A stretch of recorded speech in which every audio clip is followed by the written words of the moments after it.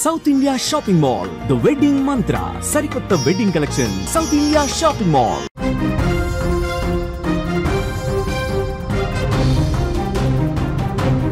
War zone breaking news మనం చూస్తున్నాం.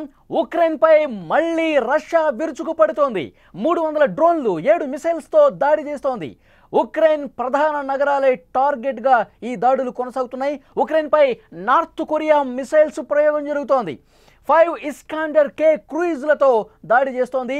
నిన్న కూడా 479 డ్రోన్లు 19 మిసైల్స్తో రష్యా దాడి చేసినటువంటి పరిస్థితి. రష్యా దాడులను ఉక్రెయిన్ కూడా ధృవీకరించిన పరిస్థితి. ఉక్రెయిన్పై రష్యా దాడులు రోజు రోజుకి ముమ్మరం చేస్తున్నటువంటి పరిస్థితి. దాదాపుగా 479 డ్రోన్లు 19 మిసైల్స్తో నిన్న మిడిల్ వెస్ట్ యుక్రెయిన్ టార్గెట్ చేసిన రష్యా ఆ దాడుల్ని మరింతగా పెంచేసినటువంటి పరిస్థితి. మరోసారి ఉక్రెయిన్పై విరుచుకుపడుతూ తన ప్రతాపాన్ని చూపిస్తోంది. ఉక్రెయిన్లోని ప్రధాన నగరాలే టార్గెట్గా 300 డ్రోన్లు 7 మిసైల్స్తో దాడి చేసింది. ఈసారి ఏకంగా నార్త్ కొరియా మిసైల్స్తో ఉక్రెయిన్పై రష్యా దాడి చేయటం గమనార్హం. ఇరు దేశాల మధ్య యుద్ధం మొదలైన తర్వాత మొట్టమొదటిసారిగా అత్యంత ప్రమాదకరమైన మిసైల్స్ను ఉక్రెయిన్పై రష్యా ప్రయోగిస్తోంది. ఇదిలా ఉంటే ఉక్రెయిన్తో యుద్ధం నేపథ్యంలో నార్త్ కొరియా నుంచి రష్యాకు తిరుగులేని మద్దతు లభిస్తున్నట్టుగా తెలుస్తోంది. మనం చాలా స్పష్టంగా చూడొచ్చు. రష్యా ప్రతీకారం తీర్చుకోవాలి అనుకుంటే ఏ స్థాయిలో ప్రతీకారం తీర్చుకుంటుందో చాలా స్పష్టంగా చూడొచ్చు. ఇక్కడ మనకు అర్థమవుతుంది నార్త్ కొరియా పూర్తిగా మద్దతు ఇచ్చేసింది. నార్త్ కొరియాకి సంబంధించినటువంటి క్షిపణులు ఇప్పుడు ఉక్రెయిన్ ప్రధాన నగరాల్ని టార్గెట్ చేస్తూ దూసుకుపోతున్నాయి. జెలెన్స్కీ వణికిపోతున్నటువంటి పరిస్థితి. ట్రంప్ మద్దతు కోరతాడా? ఐరోపా దేశాలు తన మిత్ర దేశాలతో, ముఖ్యంగా రష్యా మిత్ర దేశాలు ఏవైతే ఉన్నాయో వాళ్ళతో కూడా టచ్లోకి వెళ్ళి ఈ యుద్ధాన్ని ఆపు చేయండి, మేము తట్టుకోలేకపోతున్నాం, ఇలాంటి ప్రతిపాదనలు పెట్టే పరిస్థితి చాలా స్పష్టంగా కనిపిస్తుంది. దీని గురించి కొంత లోతుగా మనం అనాలిసిస్ తీసుకునే ప్రయత్నం చేద్దాం. న్యూస్ రూమ్ నుంచి ఎడిటర్ తిరుమల్ లైవ్లో జాయిన్ అయ్యారు. వారితో మాట్లాడదాం. తిరుమల్, ఒక్కసారి మనం చూసుకుంటే గతానికి మించి అన్నట్టుగా 2-3 రోజులు చూస్తే రష్యా ప్రతీకార దాడులు స్టార్ట్ చేసేసింది. యుక్రెయిన్ ప్రధాన నగరాలు టార్గెట్ చేస్తోంది. దాడులు విపరీతంగా కొనసాగుతున్నాయి. కానీ రోజు రోజుకి ఈ దాడి తీవ్రత అనేది పెరుగుతోంది. జెలెన్స్కీ మాటలు బట్టి అర్థం చేసుకోవచ్చు అతను ఎంత భయంతో ఉన్నాడన్నది. ఎలా చెప్తారు మీరు? ఇప్పుడు నార్త్ కొరియా కూడా ఎంటర్ అయిన నేపథ్యంలో ఎలా ఉండబోతుంది దీని స్వరూపం? వలి చాలా స్పష్టంగా ఒక సీన్ని మనం అబ్జర్వ్ చేయాలి. ఏంటంటే ఉక్రెయిన్ ఎప్పుడైతే ఆపరేషన్ స్పైడర్ వెబ్ని ఆపరేట్ చేసిందో, రష్యా పైన ఒక భీకరమైన దాడి చేసిందో, కొంత గ్యాప్ తీసుకున్న పుతిన్ వరుసగా గడిచిన 4 రోజులుగా వరుసగా ఉక్రెయిన్ పైన బాంబుల వర్షం కురిపిస్తున్నాడు. పుతిన్ చాలా స్పష్టంగా ఉక్రెయిన్ని టార్గెట్ చేశాడు. ఇప్పటికే రష్యా ఉక్రెయిన్ భూభాగంలో 20% తన చేతుల్లో చిక్కించుకుంది. ఆ ప్రాంతంలో రష్యా సైన్యం ముందుకు వచ్చేసింది. సో ఉక్రెయిన్ కూడా రష్యా దాడుల్ని తిప్పికొట్టడానికి కొంత ప్రయత్నం చేసింది. కానీ ఆపరేషన్ స్పైడర్ వెబ్ అనేది రష్యా జీర్ణించుకోలేకపోతుందని స్పష్టంగా అర్థమవుతుంది. ఇవాళ కూడా దాదాపు 300 డ్రోన్లతో అట్లాగే 9 మిసైల్స్ని ప్రయోగించింది. ఇందులో ముఖ్యంగా మీరు అన్నట్టు నార్త్ కొరియా మిసైల్స్ కనిపిస్తున్నాయి. చాలా స్పష్టంగా చూడొచ్చు. లాస్ట్ వీక్లో రష్యా రాయబార కార్యాలయం అంటే రష్యా విదేశాంగ శాఖ ప్రతినిధి నార్త్ కొరియా వెళ్ళారు. అక్కడ కిమ్ జోంగ్తో భేటీ అయ్యారు. యుద్ధానికి కావాల్సిన సహాయాన్ని అడిగారు. ఇది చాలా స్పష్టంగా ఈ సంవత్సరంలో ఆయన 2 సార్లు వెళ్ళారు నార్త్ కొరియాకి.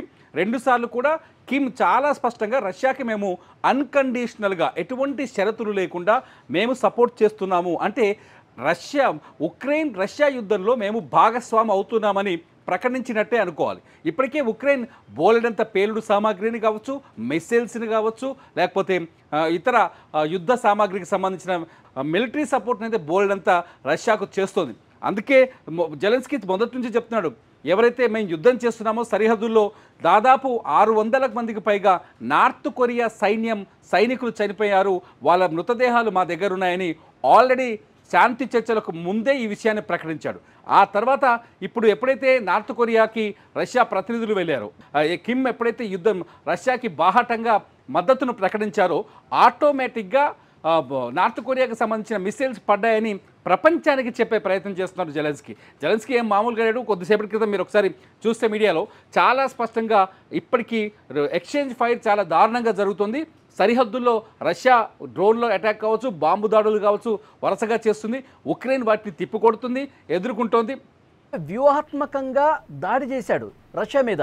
ఎందుకంటే 18 నెలల పాటు చాలా పక్కాగా పకడ్బందీగా డ్రోన్లని రష్యా భూభాగంలో 6,000 కిలోమీటర్లు లోపలికి పంపించి రష్యా ఎయిర్ బేస్ మీద దాడి చేసి తీవ్ర నష్టం కలిగించాడు కదా.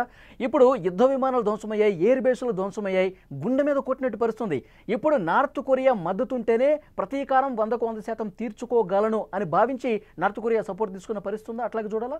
అంటే ఇవాళ రష్యా చాలా ఒక కీలకమైన వ్యాఖ్య చేసింది, నాటో విస్తరణ తగ్గాలి.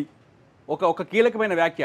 నాటో అంటే పరోక్షంగా నాటో ఉక్రెయిన్కి మద్దతు ఇస్తుంది, యూరప్ దేశాలు ఉక్రెయిన్కి మద్దతు ఇస్తున్న వ్యాఖ్యలను కూడా రష్యా ఇవాళ చేసింది. రష్యా ప్రతినిధి బృందం యుద్ధం పైన మాట్లాడుతూ నాటో విస్తరణ తగ్గాలి, నాటో విస్తరణ అనేది ప్రమాదకరం ప్రపంచానికని చాలా స్పష్టంగా చెప్పారు.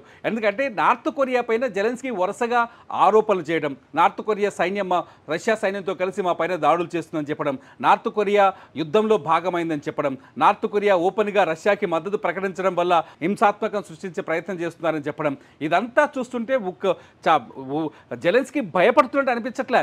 ప్రపంచ దేశాల్ని ఈ యుద్ధం వైపు రష్యాని ఆపండి అని చెబుతూనే ఇతర దేశాలు ఈ యుద్ధంలో ఇన్వాల్వ్ అవుతున్నాయనే మాట చెప్తున్నారు. ఇది కొంత ప్రమాదకరమైన సిచ్యువేషన్. ఎందుకంటే 3 ఏళ్లుగా 2022 నుంచి జరుగుతున్న యుద్ధంలో ఇప్పటికీ అనేక మంది ప్రాణాలు కోల్పోయారు. వేలాది మంది రష్యా సైన్యం కావచ్చు, ఇటు ఉక్రెయిన్ సైన్యం కావచ్చు ప్రాణాలు కోల్పోయారు. వాళ్ళ శరీరాలు తునాతునకలైనాయి. వాళ్ళని ఒక్క దేశానికి ఒక దేశం అప్పగించుకునే ఒక ఒప్పందం మాత్రమే కుదిరింది. అది కేవలం 1,200 మందిని నిన్న అప్పగించారు. గాయపడ్డ వాళ్ళు రష్యా దగ్గర బందీలుగా ఉన్నారు. గాయపడ్డ రష్యా సైనికులు ఉక్రెయిన్ దగ్గర బందీలుగా ఉన్నారు. పరిస్థితి భీతావాహంగా ఉంది. ఈ పరిస్థితిని కంట్రోల్ చేయాలి అంటే ఇప్పుడు శాంతి వైపు అడుగులు వేయాల్సిన అవసరం ఉంది. డొనాల్డ్ ట్రంప్ దీనికి కొంత ప్రయత్నం చేశారు. ఇస్తాంబుల్లో 2 దేశాల మధ్య 2 దఫాల శాంతి చర్చలకు కొంత ఆస్కారం ఏర్పడింది. కానీ ఈ ఎప్పుడైతే స్పైడర్ వెబ్ అటాక్ జరిగిందో దాంతో ఒక్కసారిగా మళ్ళీ పరిస్థితి అంతా చెల్లాచెదురైంది. ఇప్పుడు శాంతి చర్చలు, డిస్కషన్స్ అనే వాయిసే వినిపించట్లేదు రష్యా. ఖచ్చితంగా మొన్న ట్రంప్ చెప్పినప్పుడే చాలా స్పష్టంగా ట్రంప్కి పుతిన్ చెప్పాడు. మనం చాలాసార్లు చెప్పుకున్నాం, పుతిన్ ఇప్పట్లో నేను ఉక్రెయిన్ వదిలిపెట్టను అని ట్రంప్కు తెగేసి చెప్పినట్టుగా తెలుస్తోంది. అక్కడ చెప్తున్నాడు ట్రంప్ చాలా మనం ట్రంప్ ట్వీట్లో ఒకసారి చూడొచ్చు. ట్రంప్ చాలా బాగా మాట్లాడారు, కానీ ఇప్పట్లో పీస్ కుదిరే పరిస్థితి నాకు కనిపించలేదు అన్నాడు. ఎవరు? Donald Trump. పుతిన్ చాలా బాగా మాట్లాడారు, కానీ ఇప్పట్లో పీస్ కుదిరే పరిస్థితి నాకు కనిపించలేదని ట్రంప్ తన ట్వీట్లో రాశాడు. ఇది చూస్తుంటే ఖచ్చితంగా పుతిన్ చాలా వ్యూహాత్మకంగా పకడ్బందీగా తన మిత్ర దేశాల బలాన్ని అన్వయించుకుంటున్నాడు. తన మిత్ర దేశాల నుంచి కూడా తన బలాన్ని తెచ్చుకుంటున్నాడు. ఉక్రెయిన్ ఆల్రెడీ యుద్ధంలో ఉంది అని చెప్పాలి మనం ఇక్కడ. తిరుమల ఇప్పుడు 3వ ప్రపంచ యుద్ధానికి ఏమన్నా ఒక రూట్ మ్యాప్ రెడీ చేస్తున్నాడా జెలెన్స్కీ? ఇప్పుడు నార్త్ కొరియా సపోర్ట్ అటు చేసింది కాబట్టి మన మిత్ర దేశాలు ఏవైతే ఉన్నాయో, మన నాటో దేశాలు ఏవైతే ఉన్నాయో, మీరు కూడా నాకు సపోర్ట్ చేయండి, యుద్ధ కథనంలోకి దిగండి అని చెప్పి పరోక్షంగా థర్డ్ వరల్డ్ వార్ క్రియేట్ చేసే పరిస్థితి ఏమైనా కనిపిస్తుందా జెలెన్స్కీ వైపు నుంచి? ఏమో జెలెన్స్కీ అరుపులు వినిపిస్తుంటే అట్లే అనిపిస్తుంది కదా. జెలెన్స్కీ అరుపులు వినిపిస్తుంటే యూరప్ దేశాన్ని గతం నుంచే చాలాసార్లు జెలెన్స్కీ అడుగుతున్నాడు బహిరంగంగానే, నాకు మద్దతు ఇవ్వండి, రష్యా నేను ఎదుర్కోలేకపోతున్నాను, నాకు మద్దతు ఇవ్వండి, నాకు మద్దతు ఇవ్వండి. చాలా అనాలిసిస్ చూస్తున్నాం, కొందరు ఎక్స్పర్ట్స్ మాట్లాడుతున్నారు. ఉక్రెయిన్లో ఉన్న అనేక ఖనిజ సంపదలు కావచ్చు, ప్రకృతి వనరులు కావచ్చు, వీటిపైన యూరప్ దేశాలు గ్రిప్ సాధించాయి. చాలా యూరప్ దేశాలు, అమెరికా దాదాపు 60% పైగా ఉక్రెయిన్లో ఉన్న ఖనిజ సంపద పైన లేకపోతే ప్రకృతి వనరుల పైన ఒప్పందాలు చేసుకొని ఉంది. యూరప్ దేశాలు కూడా ఉక్రెయిన్లో ఉన్న చాలా ఇటువంటి వనరులని యూరప్ దేశాలు కూడా కొన్ని తమ గ్రిప్లో పెట్టుకునే ప్రయత్నం చేసి, ఒక రకంగా చెప్పాలంటే ఉక్రెయిన్ని ఒక వస్తువుగా వాడుకుంటున్న యూరప్ దేశాలు. ఈ టైంలో ఖచ్చితంగా జెలెన్స్కీ ఉక్రెయిన్కు తరఫున యూరప్ దేశాలని కానీ ఇతర దేశాలని మద్దతు అడిగే అవకాశం ఉంది. ఒకవేళ యూరప్ దేశాల్లో లేకపోతే నాటో కూటమియో ఉక్రెయిన్కి మద్దతు ఇస్తే ప్రపంచ యుద్ధం స్టార్ట్ అయినట్టు చెప్పాలి. ఎందుకంటే స్పష్టంగా కనిపిస్తుంది నార్త్ కొరియా అన్కండిషనల్గా రష్యాకి మద్దతు ఇస్తుంది. నార్త్ కొరియా సైన్యం ఇవాళ రష్యా సైన్యంతో కలిసి పోరాటం చేస్తుంది. ఉక్రెయిన్ సైన్యం జరిపిన ఎదురు కాల్పుల్లో నార్త్ కొరియా సైనికులు చనిపోయినట్టుగా ఆధారాలు ఉన్నాయి. ఇవాళ ఉక్రెయిన్లో దొరికిన బ్యాలిస్టిక్ మిసైల్స్ చూస్తే నార్త్ కొరియా మిసైల్స్ కనిపిస్తున్నాయి. ఇదంతా చూస్తుంటే రష్యాకి నార్త్ కొరియా కానీ సపోర్ట్ చేస్తుంది కనిపిస్తుంది కదా. ఇంకోవైపు ఇటు ఉక్రెయిన్కి ఆల్రెడీ బ్రిటన్ సపోర్ట్ చేస్తుంది. బ్రిటన్ 10.8 బిలియన్ పౌండ్ల ఆర్థిక సాయాన్ని, మిలిటరీ సాయాన్ని అందిస్తోంది. ఆల్రెడీ 30,000 రాకాసి డ్రోన్లను అందించింది. ఇంకో 1,00,000 డ్రోన్లని ఆగస్టు నుంచి మేము సరఫరా చేస్తామని ఉక్రెయిన్కి బాహటంగానే చెప్తోంది. ఇదంతా చూస్తుంటే కొంత 3వ ప్రపంచ యుద్ధం వరకు యుద్ధం కొనసాగుతుందేమో, 3వ ప్రపంచ యుద్ధానికి ఈ యుద్ధమే మూలం అవుతుందేమో ఒక ఆలోచన అయితే స్టార్ట్ అయింది. చర్చ అయితే ఉంది ప్రపంచవ్యాప్తంగా. ఇంటర్నేషనల్ మీడియా చాలా స్పష్టంగా చెప్తుంది, యూరప్ కూడా చాలా స్పష్టంగా చెప్తుంది, పుతిన్ పైన దాడి చేయడం వల్ల యూరప్కి థ్రెట్ తగ్గింది. పుతిన్ పైన దాడి చేయడం 41 యుద్ధ విమానాలని ధ్వంసం చేయడం వల్ల యూరప్ పైన అణుబాంబులు రష్యా అణుబాంబులు వేసే ప్రమాదం తీవ్రత కొంత తగ్గింది. ఎందుకంటే ప్రపంచంలోనే అత్యంత అణు నిల్వలు కలిగిన అణుబాంబులు కలిగిన దేశం రష్యా. రష్యా దగ్గర ఉన్న ఒకవేళ రష్యా తిరగబడి బాంబులు వేస్తే ప్రపంచం అంతా స్మాష్ అయ్యే అవకాశాలు చాలా స్పష్టంగా ఉంటాయి. ఎందుకంటే 5500కు పైగా వార్ హెడ్స్ వాళ్ళ దగ్గర ఉన్నాయి, రష్యా దగ్గర ఉన్నాయి. అందుకనే టార్గెట్గా అందుకనే ఆపరేషన్ స్పైడర్ వెబ్ని యూరప్ దేశాలు సమర్థిస్తున్నాయి. యూరప్ మీడియా చాలా స్పష్టంగా చెప్పింది. ఉక్రెయిన్ అధ్యక్షుడు జెలెన్స్కీని యూరప్ మీడియా హీరోగా చిత్రీకరించింది. ఇదంతా చూస్తుంటే కొంత గందరగోళ పరిస్థితి అయితే ఉంది. అంతర్గతంగా కోల్డ్ వార్, గతంలో కోల్డ్ వార్ అనుకున్నాం కదా, అలా కోల్డ్ వార్ అయితే ఒకటి కొనసాగుతుందని చెప్పాలి.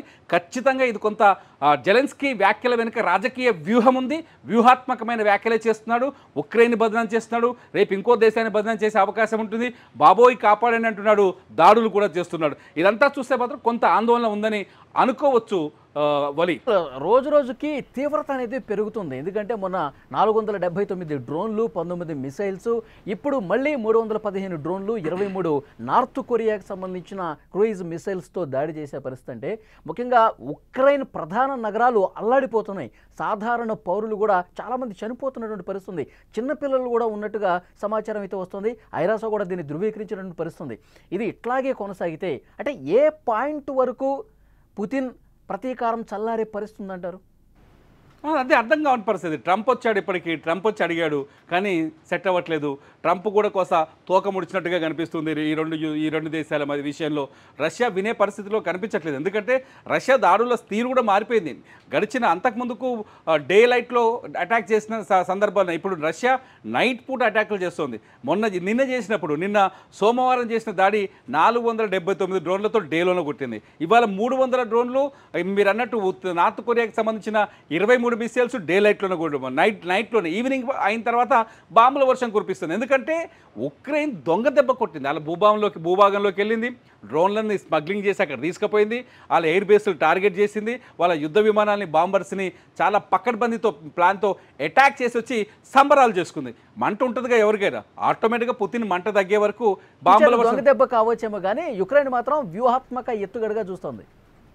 అంటే అంతేగా రష్యా ఆలోచించే దొంగ దెబ్బ అనుకుంటాం కదా. మన దగ్గర పహల్గామ్లో జరిగిన దాడిని మనం ఏమనుకుంటాం, దొంగ దెబ్బ అనుకుంటాం కదా. వాళ్ళు విజయోత్సవాలు చేసుకుంటున్నారు. సేమ్ ఉక్రెయిన్ కూడా విజయోత్సవాలు చేసుకోవడం కొంత ఆవేదనని, కోపాన్ని, ఆగ్రహాన్ని రగిల్చింది. రష్యా ఇప్పుడు ఒక్కతాటి పైన కనిపిస్తుంది. రష్యా ప్రజలు కూడా ఉక్రెయిన్ని భస్మం చేయండి అని సోషల్ మీడియాలో చర్చలు చేస్తున్నారు. ఇదంతా చూస్తుంటే ఉక్రెయిన్ని ఇంకొంతకాలం ఖచ్చితంగా పుతిన్ పరిగెత్తిస్తాడు, ఇంకొంతకాలం ఇబ్బంది పెడతాడనే విషయం అయితే అర్థమవుతుంది. ఇదంతా కొంత ఆవేశం చల్లారిన తర్వాత ఏమైనా సీజ్ ఫైర్ వైపు కానీ, శాంతి చర్చల వైపు కానీ వచ్చే అవకాశం ఉండొచ్చు. ఇప్పటికైతే అటువంటి సిచ్యువేషన్స్ కానీ, సీన్స్ కానీ ఎక్కడ కనిపించట్లేదు. ఏ మీడియా కూడా రిపోర్ట్ చేయట్లేదు. చూద్దాం తిరుమల. మొత్తానికైతే పరిస్థితి చాలా సీరియస్గా కనిపిస్తోంది. ఉక్రెయిన్పై రష్యా దాడులు రోజు రోజుకి తీవ్రం చేస్తోంది. 479 డ్రోన్లు, 19 మిసైల్స్ మిడిల్ వెస్ట్ యుక్రెయిన్ టార్గెట్గా రష్యా చేసిన పరిస్థితి. దాడులు రోజు రోజుకు పెంచుకుంటూ పోతుంది. యుక్రెయిన్లో ప్రధాన నగరాలే టార్గెట్గా చేస్తూ ఉంది. మళ్ళీ 300 డ్రోన్లు, 7 మిసైల్స్, అది కూడా నార్త్ కొరియాకి సంబంధించినటువంటి చాలా పదునైనటువంటి, చాలా వ్యూహాత్మకంగా, చాలా షార్ప్గా దాడి చేసే మిసైల్స్తో అక్కడ పరిస్థితి మనం చూడొచ్చు. విజువల్స్లో చాలా స్పష్టంగా మనకు కనిపిస్తుంది. కీవ్ ప్రాంతంపై రష్యా దాడులకు సంబంధించినటువంటి దృశ్యం చాలా స్పష్టంగా ఇక్కడ చూడొచ్చు. కీవ్ ప్రాంతంపై రష్యా దాడులు ఇటు డే లైట్లో కావచ్చు, నైట్ టైంలో కావచ్చు, ఎంత పరిస్థితి అక్కడ చూడొచ్చు. నైట్ అయినా సరే ఎక్కడ లక్ష్యం ఉందో ఆ లక్ష్యానికి తగ్గట్టుగా చాలా వ్యూహాత్మకంగా కరెక్ట్గా మళ్ళీ గురి తప్పకుండా ఏ విధంగా దాడి జరుగుతున్న పరిస్థితులను చూస్తున్నాం. యుక్రెయిన్పై మిసైల్స్తో రష్యా దాడికి సంబంధించినటువంటి విజువల్స్, దాడి తర్వాత అపార్ట్మెంట్ ఏ విధంగా దెబ్బతిన్నదో కూడా పరిస్థితి మనం విజువల్స్లో చాలా స్పష్టంగా చూడొచ్చు. సో రోజు రోజుకి దీని తీవ్రత అనేది పెరుగుతూ పోతుంది. దాడుల తీవ్రత అనేది చాలా సీరియస్నెస్ అనుకున్న పరిస్థితి. ఇప్పుడు జెలెన్స్కీ మరొకసారి ట్రంప్ను సాయం కోసం అర్థిస్తున్న పరిస్థితి. మరొకసారి మీరు పుతిన్తో మాట్లాడండి, కొంత కూల్ చేసే ప్రయత్నం చేయండి అని చెప్పి అడుగుతున్నట్టుగా సమాచారం వస్తుంది. మరి పుతిన్ ఏ మేరకు మెత్తబెడతాడో కూడా తెలియటం లేదు.